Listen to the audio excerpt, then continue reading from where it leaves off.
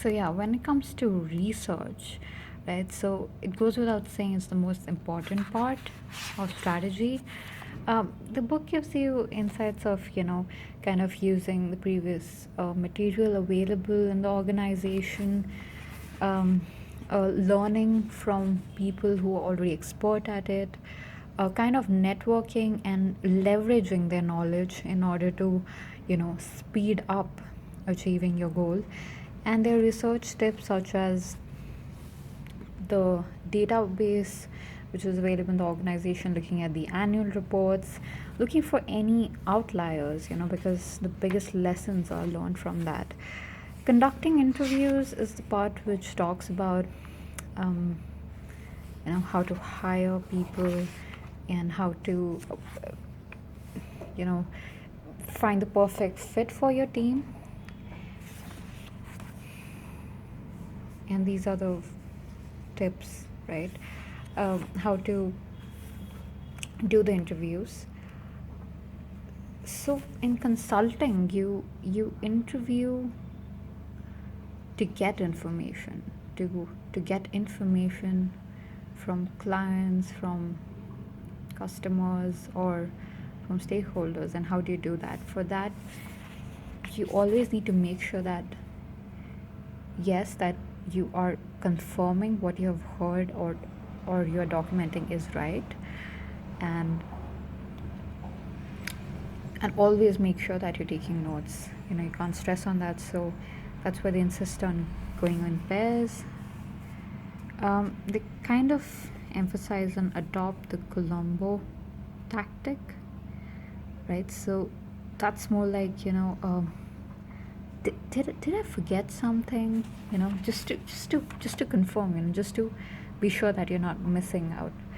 Um, Always make sure that the interview is comfortable. Make them feel at home, and just make sure that you listen, right? Because you're there to identify the problem, and for that you need to listen. And soon they will start giving you leads, and it's for you to kind of get to the core of the problem, right?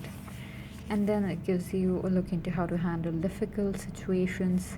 And yeah, this is really important. You always need to thank people for whatsoever information you've gotten. And this not only leaves a good impression, but makes it easier for you to take to for you to derive information.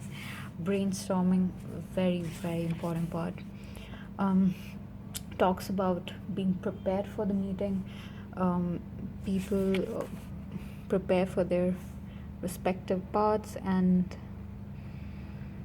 you start generating ideas. You could apply the storyboarding approach, and so that you just come to different scenarios, different situations where you guys uh, kind of settle on one idea, and make sure that you keep on writing it down.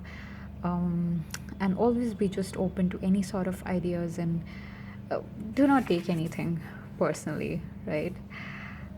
So these are some of the exercises. So right, coming to selling solutions, pre-wire everything, displaying data with charts. So I when we look at information, most of us